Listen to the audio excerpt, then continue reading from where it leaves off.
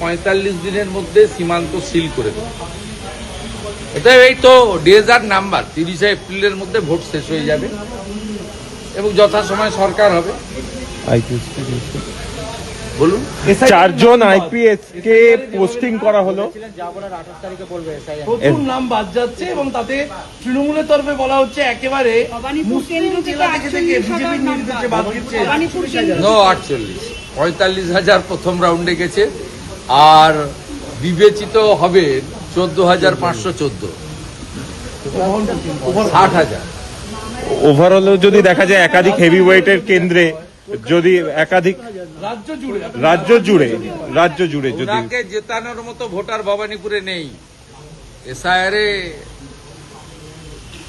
পরিষ্কার রাজ্যে বিরোধী দলনেতা শুভেন্দু অধিকারী ভিক্টরি সাইন দেখিয়েই দিলেন, কিন্তু এই এসআইআর এর ভোটার তালিকা বেরোনোর ঠিক পরে যে পরিস্থিতিটা তৈরি হয়েছে, সেই পরিস্থিতির যদি আপনারা সংখ্যাগত দিক দেখেন, সংখ্যাতত্ত্বের দিক থেকে যদি বিচার করা হয়, তাহলে ওই ভবানীপুর কেন্দ্র অর্থাৎ মুখ্যমন্ত্রীর কেন্দ্র, মমতা বন্দ্যোপাধ্যায়ের কেন্দ্র, সেই কেন্দ্রে পরিস্থিতিটা ঠিক কি সেইটা ভাবতে গিয়ে আমার একটা শব্দবন্ধের কথা মনে পড়ছে। সেটি হচ্ছে শাঁখের করাত। এই শাঁখের করাত কথাটার মানে কিন্তু শাঁখ দিয়ে তৈরি করাত নয়। মানে শাঁখের করাতের যদি সমাস করা হয় তাহলে সেটা ব্যাসবাক্যে দাঁড়ায় শাঁখের করাত ষষ্ঠী তৎপুরুষ বা সম্বোধন তৎপুরুষ, কিন্তু ওটা অ্যাকচুয়াল যদি ওটাকে মানে করা হয় তাহলে সেটা হচ্ছে এমন একটা করাত যা দিয়ে শাঁখ কাটা হয়, শাঁখ কাটা হয় যার দুটো দিকেই ধার থাকে। তাহলে এই যে শাঁখের করাত কথাটা আমরা বাঙালিরা ব্যবহার করি, সেটা কি অর্থে ব্যবহার করি? সেটা খুব মজার অর্থে ব্যবহার করি, কখনো কখনো সংকটের অর্থেও ব্যবহার করি। সেটা হচ্ছে এগোলেও বিপদ, পিছলেও বিপদ। এখন এই যে উভয় সংকট, দুদিকেই সংকট, সেই নজিরবিহীন সংকটে এর আগে ওই মুখ্যমন্ত্রীর কেন্দ্র ভবানীপুর এবং মুখ্যমন্ত্রী নিজে কি পড়েছেন সেটা আমরা আজকে বিস্তারিত এই এসআইআর ডাটার ওপর ভিত্তি করে বুথ ভিত্তিক একটা মোটামুটি অ্যানালিসিস করে দেখব যে এই বিরোধী দলনেতা শুভেন্দু অধিকারীর কথায় ঠিক কতটা মানে ভিত্তি আছে সেই কথাটা। আর শাঁখের করাত কেন বলছি? এই জন্যে বলছি, মুখ্যমন্ত্রী মমতা বন্দ্যোপাধ্যায় ওই কেন্দ্রে যদি দাঁড়ান তাহলে যে আগের পরিস্থিতি আর নেই, অর্থাৎ এই ধরে নিন 44,000 মতো এখনই বাদ, আরো 14,000-এর মতো যে পেন্ডিং রয়েছে, আন্ডার অ্যাডজুডিকেশন রয়েছে, তার মধ্যেরও একটা অংশ যদি বাতিল হয় তাহলে সেই সংখ্যাটা একটা বেশ বড় অংশের সংখ্যা। যেখানে ভোটদাতাই প্রায় 2-2.5 লক্ষের মতো, সেখানে যদি এতটা অংশ বাদ পড়ে যায় তাহলে ব্যালেন্স পড়ে থাকে, এখনই ব্যালেন্স পড়ে আছে 1,60,000-এর মতো ভোটার। এর থেকে যদি আরো খানিকটা বাদ যায়, এই যে পেন্ডিং কেসগুলো রয়েছে 14,000, তাহলে আরো খানিকটা কমবে। অর্থাৎ যদি ধরে নেওয়া যায় 1,50,000-এর মতো, তাহলে পুরো ভোটের পাটিগণিতটাই পাল্টে গেল। আর সেখানে কি কি আমরা দেখতে পাবো সেটা আমরা একদম স্ক্রিনে গিয়ে অ্যানালিসিস করে আমরা দেখব। কিন্তু শাঁখের করাত কেন বলছি? উনি যদি ওখানে দাঁড়ান সেখানে তো রিস্ক আছেই। এই পরিসংখ্যান যা হলো এই মুহূর্তে, ওনারা পরিসংখ্যানগতভাবে মমতা বন্দ্যোপাধ্যায়ের কেন্দ্রে যদি অতীত পারফরমেন্স গুলো দেখা যায়, তাতে যে ভোটে ওখানে জিততেন অলরেডি সেই মার্জিন ধুয়ে মুছে সাফ হয়ে গেছে, বিরোধী দলনেতা হাত দিয়ে যেটা বোঝালেন।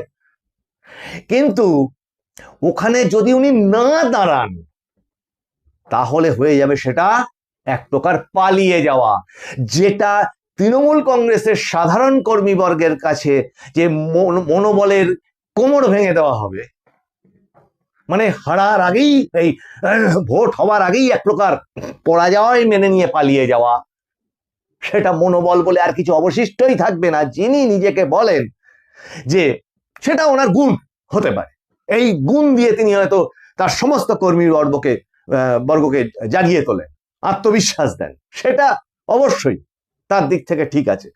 কিন্তু তার আবার একটা অন্য দিকও আছে। যিনি বলছেন যে তিনি 294টা কেন্দ্রে তিনিই প্রার্থী, এবার সেই তিনি যদি তার নিজের কেন্দ্র থেকেই ভোটে না লড়ে চলে যান, তাহলে সেইটার মনস্তাত্ত্বিক এফেক্ট, আত্মবিশ্বাসের যে এফেক্টটা, সেটা কোন স্তরে গিয়ে ধাক্কা খাবে এবং নেমে যাবে সাধারণ তার পার্টির কর্মীদের কাছে। এমনিতেই তো এই মুহূর্তে চরম ধাক্কা খেয়ে গেছে প্রত্যেকটি বিধানসভাতে, প্রত্যেকটি জায়গাতে একটা চরম ধাক্কা, যে ধাক্কা গত 2 দশকে পশ্চিমবঙ্গের ভোটের রাজনীতিতে হয়নি। এরকম এত আলোচনা, এত কিছু, কিন্তু তাতেই কি শেষ? দেখা যায় যদি উনি দাঁড়ানো, অ্যান্টি ইনকামবেন্সি ফ্যাক্টর এমন একটা জিনিস, প্রতিষ্ঠান বিরোধিতা, সেটা যত ভোট কাছে আসে এটার একটা গুণ ব্যস্তানুপাতি, অর্থাৎ ভোট যত কাছে এগিয়ে আসতে থাকে ওটাও তত বাড়তে থাকে। ভুল বললাম, সমানুপাতিক, মানে ভোট এগিয়ে আসছে ওটা বাড়তে থাকছে। তাহলে আগামী দিনে যখন ভোটটা আরো কাছাকাছি চলে আসবে, ভোট ডিক্লেয়ার হয়ে যাবে, এমসিসি পড়ে যাবে, মানে মডেল কোড অফ কন্ডাক্ট, যখন রাজ্য প্রশাসনের হাতে আর কোনো ক্ষমতাই থাকবে না, এবং যখন এই বিরোধী দল তারা আরো উজ্জীবিত প্রচারে নামবে, এবং অবশ্যই তাদের সমস্ত ধরনের রাজনৈতিক আক্রমণের অভিমুখ ওই মুখ্যমন্ত্রীর কেন্দ্রই বা মুখ্যমন্ত্রীই হবেন, কারণ মূলত তার মুখের দিকে তাকিয়েই তার সমস্ত দলটা চলে। তাহলে সেই আক্রমণের প্রতিঘাতের ফলে সেই আত্মবিশ্বাস কর্মীদের আরো নামার সম্ভাবনা থাকবে আগামী দিনে। তাহলে লড়াইটা আরো কতটা কঠিন হতে পারে তখন, এখনই এই, এবং বিরোধী দলনেতা শুভেন্দু অধিকারীর কথা যদি ঠিকঠাক হয়, তাহলে এই 30শে এপ্রিলের কাছাকাছি গিয়ে ভোটটাই শেষ হয়ে যাবে। তাহলে হাতে মাত্র আর এই 2 মাস, মানে এই 2 মাসের মধ্যে যা ঘটার ঘটবে। তাহলে দুদিকেই বিপদ। উনি যদি কোনো একটা সেফ সিট ভেবে অন্য জায়গায় গিয়ে দাঁড়াতে যান, তাহলে তো গন্ডগোল আছেই। আবার উনি যদি ওখানে দাঁড়াতে যান, তাহলে হেরে যাওয়ার সম্ভাবনা আছে। সেই সম্ভাবনা কতটা আছে আমরা মুখে কিছুই বলতে চাই না, আমরা অত পণ্ডিত টানুষ নই, আমরা সামান্য লেখাপড়া শিখেছি, আমরা অক্ষর জ্ঞানটা পেয়েছি, আমরা 1-এর থেকে যে 2 বড় আর 8-এর থেকে যে 10 বড় এইটুকু পড়তে পারি, আঙুলে গুনতে পারি, সেইটার ওপর ভিত্তি করে একদম খোলা চোখে যেটুকু দেখি সেটুকুই বিচার করি, বিবেচনা করি এবং মানুষের সাথে কথা বলি। তা চলুন দেখে নেওয়া যাক একদম স্ক্রিনে গিয়ে যে ঠিক কতটা শাঁখের করাত হতে চলেছে ওই ভবানীপুর কেন্দ্র, ওই মমতা বন্দ্যোপাধ্যায়ের কাছে, আর বিরোধী দলনেতার দাবি ঠিক কতটা তার ভিত্তি আছে, সেটা আমরা একদম মানুষের ভাষার অনলাইন সংবাদ মাধ্যম www.মানুষেরভাষা.com এর পাতায় গিয়ে আমরা দেখে নিই। চলুন শুরু করি তার অ্যানালিসিস। নমস্কার, মানুষের ভাষার অনলাইন সংবাদ মাধ্যম মানুষেরভাষা.com এ আপনাদের সকলকে স্বাগত। আপনারা দেখছেন মানুষের ভাষা, সকলের মনের কথা এর প্রথম পাতা। আজ থেকে শুরু হলো আমাদের পশ্চিমবঙ্গের বিধানসভা নির্বাচন 2026-এর ভোট বিশ্লেষণ পর্ব। প্রথমেই আমরা নজর রাখব ভবানীপুর কেন্দ্র।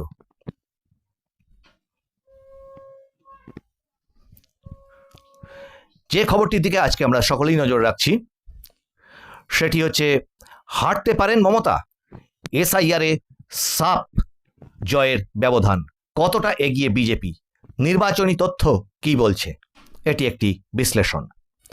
ভবানীপুর বিধানসভা কেন্দ্র, অ্যাসেম্বলি কনস্টিটুয়েন্সি নাম্বার 159। বিস্তারিত খবর। ভবানীপুর বরাবরই পশ্চিমবঙ্গের রাজনীতিতে একটি হাই প্রোফাইল কেন্দ্র, কারণ এটি মুখ্যমন্ত্রী মমতা বন্দ্যোপাধ্যায়ের নিজের নির্বাচনী গড় এবং তৃণমূল কংগ্রেসের দুর্গ। কিন্তু সম্প্রতি রাজ্যের বিরোধী দলনেতা শুভেন্দু অধিকারীর একটি দাবি রাজ্য রাজনীতিতে আলোড়ন তৈরি করেছে। ভোটার তালিকা সংশোধনের পর এই কেন্দ্র থেকে প্রায় 46,000 ভোটারের নাম বাদ পড়েছে এবং আরও 14,000-এর বেশি নাম এখনও বিচারাধীন। এই পরিসংখ্যানকে হাতিয়ার করে বিরোধী শিবিরের দাবি 2026 সালের বিধানসভা নির্বাচন মমতা বন্দ্যোপাধ্যায়ের জন্য সবচেয়ে কঠিন লড়াই হতে চলেছে এবং এখানে তৃণমূলের জয় অনিশ্চিত। বিগত 5টি নির্বাচনের পরিসংখ্যান ভবানীপুর কেন্দ্রের, এই তালিকাটি আপনারা স্ক্রিনে দেখতে পাচ্ছেন। এখানে কিন্তু ভবানীপুর বিধানসভা কেন্দ্রের এবং কলকাতা দক্ষিণ লোকসভা অন্তর্গত এই যে সেগমেন্ট ভবানীপুরের বিগত 5টি নির্বাচনের ফলাফল বিশ্লেষণ করলে রাজনৈতিক গতি প্রকৃতি এখানে পরিষ্কার বোঝা যাবে। 2014 লোকসভায় বিজেপির তথাগত রায় তৃণমূল কংগ্রেসের সুব্রত বক্সির কাছে পরাজিত হন, কিন্তু ভবানীপুর সেগমেন্টে বিস্ময়করভাবে তিনি 185 ভোটের লিড পান। 2016-তে বিধানসভা ভোটে তৃণমূল কংগ্রেসের পক্ষে দাঁড়িয়েছিলেন মমতা বন্দ্যোপাধ্যায় এবং কংগ্রেসের তরফে ছিলেন দীপা দাসপুঞ্সী। মমতা বন্দ্যোপাধ্যায় 25,301 ভোটে জয়ী হন। 2019 সালে লোকসভা ভোটে তৃণমূল কংগ্রেসের পক্ষে ছিলেন মালা রায় এবং বিজেপির পক্ষে ছিলেন চন্দ্রকুমার বসু, কিন্তু এখানে বিজেপির আগে যে লিডটা ছিল তৃণমূল কংগ্রেসের সেই লিডটা অনেক কমে আসে এবং বিজেপি মাত্র 3,168 ভোটে পিছিয়ে ছিল। 2021-এর সাধারণ নির্বাচনে যে বিধানসভা নির্বাচন, তৃণমূল কংগ্রেসের পক্ষে শোভনদেব চট্টোপাধ্যায় ছিলেন এবং বিজেপির ছিলেন রুদ্রনীল ঘোষ এবং সেখানে শোভনদেব চট্টোপাধ্যায় 28,719 ভোটে জয়ী হন। 2021 সালে বিধানসভা উপনির্বাচনে যেহেতু মমতা বন্দ্যোপাধ্যায় নন্দীগ্রামে লড়াই করেছিলেন বিধানসভা নির্বাচনে এবং সেখানে বিরোধী দলনেতা শুভেন্দু অধিকারীর কাছে তিনি পরাজিত হন। পরবর্তীতে মুখ্যমন্ত্রীর পদ টিকিয়ে রাখবার জন্যে তাকে বিধানসভা উপনির্বাচনে লড়তে হয় এবং সেখানে তৃণমূল কংগ্রেসের মমতা বন্দ্যোপাধ্যায় বিজেপির প্রিয়াঙ্কা টিবরেওয়ালকে 58,835 ভোটে পরাজিত করেন এবং এখানে এই যে নির্বাচনটা 58,835 ভোটের এই যে লিড, এটা কিন্তু যেহেতু বিধানসভা উপনির্বাচন ছিল এবং সেখানে তার তখন তিনি মুখ্যমন্ত্রী হয়েই গেছেন এবং সেই মনোভাব কিন্তু ভোটারদের মধ্যে কাজ করেছিল। কাজেই এই যে লিডটা দেখবেন অন্যান্য সমস্ত নির্বাচনের তুলনায় একটু আলাদা। আবার আসি 2024-এ লোকসভা নির্বাচনে তৃণমূল কংগ্রেসের আবার মালা রায় এবং বিজেপির দেবশ্রী চৌধুরী এবং তৃণমূল কংগ্রেসের মালা রায় এই বিধানসভা কেন্দ্রে 8,297 ভোটে লিড পান এবং জয়ী হন। লোকসভা নির্বাচনে দক্ষিণ কলকাতা তৃণমূল কংগ্রেস জিতলেও ভবানীপুর সেগমেন্টের ভিতরে বিজেপির ভোট বরাবরই চিন্তায় রেখেছে শাসক দলকে। 2014 সালের লোকসভা নির্বাচনে এই নির্দিষ্ট বিধানসভা সেগমেন্ট থেকে বিজেপি প্রার্থী তথাগত রায় তৃণমূলের চেয়ে 185 ভোটে এগিয়েছিলেন। 2019 লোকসভাতেও এই কেন্দ্রের লড়াই অত্যন্ত হাড্ডাহাড্ডি ছিল, যেখানে ভবানীপুর সেগমেন্টে তৃণমূলের মার্জিন নেমে এসেছিল মাত্র 3,000 পেরোনো কিছু ভোটে। এবার আসি 2026-এ ভবানীপুর কেন মমতা বন্দ্যোপাধ্যায়ের জন্য টাফ হতে পারে তার অ্যানালিসিসে। শুভেন্দু অধিকারীর দাবি এবং রাজনৈতিক গতি প্রকৃতি মিলিয়ে দেখলে কয়েকটি মূল সমীকরণ উঠে আসে যা 2026-এর লড়াইকে কঠিন করে তুলতে পারে। প্রথমত, 46,000 ভোটারের নাম বাতিল। ভবানীপুরের মতো একটি কেন্দ্রে যেখানে মোট ভোটারের সংখ্যা 2 লক্ষের সামান্য বেশি, সেখানে এক লপ্তে 46,000 নাম বাতিল হওয়া একটি গেম চেঞ্জিং ফ্যাক্টর। বিরোধী দলনেতার দাবি অনুযায়ী এই বাতিল হওয়া নামগুলো ছিল ভুয়ো ভোটার, যা শাসক দলকে সাহায্য করত। যদি এই 14,000 বিচারাধীন নামও শেষ পর্যন্ত বাতিল হয়, তবে মোট ভোটারের প্রায় 25 থেকে 30% ভোটার তালিকা থেকে বাদ পড়বে। এই বিপুল সংখ্যক ভোট যদি সত্যিই শাসক দলের ভোট ব্যাংক হয়ে থাকে, তবে অঙ্কের হিসাবে এটি তৃণমূল কংগ্রেসের জন্য একটি বড় ধাক্কা। আসি দ্বিতীয় পয়েন্টে, জনবিন্যাস এবং অবাঙালি ভোট ব্যাংক। ভবানীপুর মূলত একটি মিশ্র সংস্কৃতির এলাকা। 73 74 এবং 70 বা 72 নম্বর ওয়ার্ডগুলিতে অবাঙালি, মারোয়ারি, গুজরাটি, হিন্দিভাষী ভোটারের সংখ্যা উল্লেখযোগ্য। 2014 এবং 2019 সালে লোকসভা নির্বাচনে এই অবাঙালি ভোট ব্যাংক ঢালাওভাবে বিজেপিকে সমর্থন করেছিল। 2021 সালের উপনির্বাচনে, যেটির কথা একটু আগে আমরা বলছিলাম, 2021 সালের উপনির্বাচনে যেখানে মমতা বন্দ্যোপাধ্যায় নন্দীগ্রামে হেরে তারপরে এইখানে দাঁড়িয়েছিলেন, সেই উপনির্বাচনে মমতা বন্দ্যোপাধ্যায়কে মুখ্যমন্ত্রী হিসেবে ধরে রাখতে কিছু অবাঙালি ভোটার তাকে ভোট দিয়েছিলেন, যেটি সাধারণত উপনির্বাচনে হয়েই থাকে।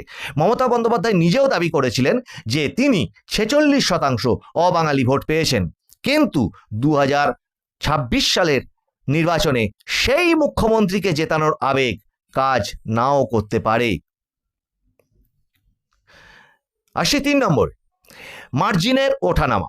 2021 সালের উপনির্বাচনে বিশাল ব্যবধানে, অর্থাৎ 58,000 ভোটের যে ব্যবধান সেটি বাদ দিলে সাধারণ বিধানসভা নির্বাচনে ভবানীপুরে তৃণমূলের মার্জিন খুব বড় নয়। 2016 সালে যেখানে মার্জিন ছিল 25,000, 2021 সালের মূল নির্বাচনে শোভনদেব চট্টোপাধ্যায়ের মার্জিন ছিল 28,000। অর্থাৎ বিরোধী বা বিজেপি ভোট এখানে প্রায় 35 থেকে 40% ঘরে সব সময় স্থির থাকছে। বাতিল হওয়া ভোটাররা যদি তৃণমূলের দিক থেকে কমে যায় তবে বিজেপির এই সলিড বেস ভোট ব্যবধান ঘুচিয়ে দিতে পারে। আসছি 4 নম্বর পয়েন্টে, প্রতিষ্ঠান বিরোধী হাওয়া। 2026 সালে তৃণমূল সরকার রাজ্যে টানা 15 বছর পূর্ণ করবে। ভবানীপুর পুরোপুরি আরবান বা শহুরে ভোটদাতাদের কেন্দ্র। রাজ্যে আরজিকর কাণ্ড, নিয়োগ দুর্নীতি সহ একাধিক ইস্যু নিয়ে শহুরে ভোটারদের মধ্যে যে প্রতিষ্ঠান বিরোধী মানসিকতা বা অ্যান্টি ইনকামবেন্সি তৈরি হয়েছে তা এই কেন্দ্রে বড় প্রভাব ফেলতে পারে। এখানে আমরা ইনফোগ্রাফিক্সের মাধ্যমে এই পুরো কেন্দ্রে এই মুহূর্তের পরিসংখ্যান এবং ভোট চিত্রটি ঠিক কি সেটি আমরা এখানে দেখিয়েছি। আপনারা যারা বিস্তারিতভাবে মানুষের ভাষাকে গুগলে সার্চ করে দেখতে চান তারা এই ইনফোগ্রাফিক্সকেও দেখতে পাবেন। আসছি পরের অংশে, ভবানীপুরের ওয়ার্ড ও বুথ ভিত্তিক ডেমোগ্রাফিক বিশ্লেষণ। ভবানীপুর বিধানসভা কেন্দ্রটি কলকাতা পৌর সংস্থার মোট 8টি ওয়ার্ড নিয়ে গঠিত, অর্থাৎ 63, 70, 71, 72, 73, 74, 77 এবং 82। বুথ ভিত্তিক পাটিগণিত বুঝতে হলে এই ওয়ার্ডগুলির জনবিন্যাস বা ডেমোগ্রাফি বোঝা সবচেয়ে জরুরি। অবাঙালি নিয়ন্ত্রিত ওয়ার্ড কোনগুলি? 70, 72 এবং 74। এই ওয়ার্ডগুলিতে মূলত গুজরাটি, মারোয়ারি, পাঞ্জাবি এবং হিন্দিভাষী ভোটারদের আধিপত্য। ভবানীপুরের মোট ভোটারের প্রায় 40 থেকে 46% এই অবাঙালি সম্প্রদায়। এই বেল্টটি প্রথাগতভাবে বিজেপির শক্ত ঘাঁটি হিসেবে পরিচিত। বাঙালি অধ্যুষিত ওয়ার্ড 63, 71 এবং 73। এর মধ্যে 73 নম্বর ওয়ার্ডটি সবচেয়ে হাই প্রোফাইল, কারণ এটি খোদ মমতা বন্দ্যোপাধ্যায়ের নিজের পাড়া হরিশ চ্যাটার্জি স্ট্রিট এর মধ্যে অন্তর্গত। এরপরে মিশ্র ও সংখ্যালঘু নিয়ন্ত্রিত ওয়ার্ড 77 এবং 82। চেতলা এবং আলিপুরের কিছু অংশ নিয়ে গঠিত এই ওয়ার্ডগুলিতে, যেগুলি বিশেষত ফিরহাদ হাকিমের প্রভাবাধীন 82 নম্বর ওয়ার্ড, তার মধ্যে পড়ে। তৃণমূলের একচেটিয়া আধিপত্য এখানে রয়েছে। তৃণমূলের জয়ের মার্জিন মূলত এখান থেকেই আসে। এই সঙ্গে এটিও জানার দরকার, মমতা বন্দ্যোপাধ্যায় নিজের বুথে কি হেরেছিলেন? ঘটনাটি ঘটেছিল 2014 সালের লোকসভা নির্বাচনে। সেই নির্বাচনে কলকাতা দক্ষিণ লোকসভা কেন্দ্র থেকে তৃণমূলের প্রার্থী ছিলেন সুব্রত বক্সী এবং বিজেপির প্রার্থী ছিলেন তথাগত রায়। আশ্চর্যের বিষয় হলো ভবানীপুর বিধানসভা সেগমেন্টে তৃণমূলকে পিছনে ফেলে বিজেপি 185 ভোটের লিড পেয়েছিল। সবচেয়ে বড় ধাক্কা ছিল 73 নম্বর ওয়ার্ড, যেখানে মমতা বন্দ্যোপাধ্যায় নিজের বাড়ি এবং বুথ অবস্থিত। খোদ মুখ্যমন্ত্রীর নিজের ওয়ার্ডেই সেবার বিজেপি তৃণমূলের চেয়ে বেশি ভোট পেয়েছিল। যদিও এটি লোকসভা নির্বাচন ছিল এবং মমতা নিজে প্রার্থী ছিলেন না, তবুও নিজের পাড়ায় দলের এই পিছিয়ে পড়াটা প্রমাণ করে ভবানীপুরে প্রতিষ্ঠান বিরোধী ভোট এবং মেরুকরণ কতটা গভীর কাজ করতে পারে। এসআইআর ডেটা এবং অবাঙালি ভোটের প্রভাব। এবার আসা যাক সবচেয়ে বড় অঙ্কে। এসআইআর বা ভোটার তালিকা সংশোধনের পর যে 46,000 নাম বাদ যাওয়া এবং 14,000 নাম বিচারাধীন থাকার অর্থ হলো ভবানীপুরের ডেমোগ্রাফিতে এক বিশাল বড় ভূমিকম্প ঘটে গেছে। ভোটের ভিত্তি কমে যাওয়া। ভবানীপুরের আগে মোট ভোটার ছিল 2,06,000। 46,000 নাম বাদ যাওয়ার পর তা কমে দাঁড়িয়েছে 1,60,000-এর আশেপাশে। বিরোধী দলের দাবি অনুযায়ী এই বাতিল হওয়া নামগুলির বেশিরভাগই ছিল ভুয়ো এমন ভোটার যারা তৃণমূলকে সুবিধা করে দিত। অবাঙালি ভোটের কনসলিডেশন। মোট ভোটারের সংখ্যা কমে যাওয়া, অবাঙালি ভোটারদের যাদের সংখ্যা প্রায় এই বিধানসভাতে 70 থেকে 75,000, শতকরা হার বা ওয়েটেজ এই কেন্দ্রে আরও বেড়ে গেল। 2026 সালে নির্বাচনে যদি অবাঙালি ভোট ব্যাংক একজোট হয়ে বিজেপির দিকে ঢলে পড়ে, যেমনটা 2014 এবং 2019-এর লোকসভায় দেখা গিয়েছিল, তবে তা তৃণমূলের জন্য সামলানো প্রায় অসম্ভব হয়ে পড়বে বলে মনে করা হচ্ছে। 2026-এর নির্বাচনে বিজেপির সম্ভাব্য জয় পরাজয়ের অঙ্ক। মোট বৈধ ভোটার যদি 1,60,000 আনুমানিক হয়, যা 46,000 পুরোপুরি বাদ যাওয়ার পরে দাঁড়ায়। ভোটদানের হার যদি 65% অ্যাভারেজে ধরা হয়, পোল্ড ভোট হবে প্রায় 1,04,000-এর কাছাকাছি। যদি এর সাথে 14,000 যে আরও আন্ডার অ্যাডজুডিকেশন রয়েছে ভোটার, তাদের সংখ্যা যদি এর সাথে খানিকটাও যোগ হয় বাতিলের তালিকায়, তাহলে এই সংখ্যাটা সামান্য এদিক ওদিক হতেই পারে।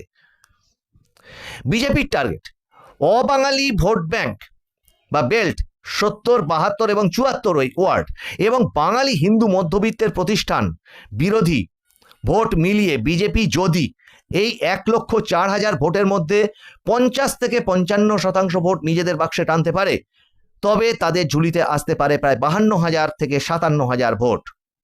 আর এদিকে তৃণমূলের চ্যালেঞ্জ কি দাঁড়াচ্ছে? তৃণমূলের চ্যালেঞ্জ হচ্ছে তৃণমূলের কোর ভোট ব্যাংক যদি ওই 46,000 বাতিলের খাতায় বড়সড় ধাক্কা খেয়ে থাকে, তবে শুধুমাত্র 77 এবং 82 নম্বর ওয়ার্ডের ওপর ভরসা করে 1 লক্ষ ভোটের মধ্যে 50,000 পার করা অত্যন্ত কঠিন হবে। এই ছিল আমাদের ভবানীপুর কেন্দ্রের প্রাথমিক নির্বাচনী বিশ্লেষণ। আপনাদের এই বিশ্লেষণ কেমন লাগলো সেটি জানাবেন। আপনাদের আমাদের চ্যানেলের এপিসোডগুলো কেমন লাগছে সেটি জানাবেন। চ্যানেলটি ভালো লাগলে সাবস্ক্রাইব করবেন, কমেন্ট করবেন, শেয়ার করবেন, লাইক করবেন এবং নোটিফিকেশন বেলটি অন করে রাখবেন তার নতুন নতুন এপিসোডের নোটিফিকেশনগুলো আপনাদের ফোনে পাওয়ার জন্য। আপনারা নজর রাখুন মানুষের ভাষার পর্দায়। আপনাদের সঙ্গে আবার দেখা হচ্ছে সামনের এপিসোডে আরও নিত্য নতুন ইন্টারেস্টিং আরও অন্যান্য এপিসোডগুলো নিয়ে। নমস্কার।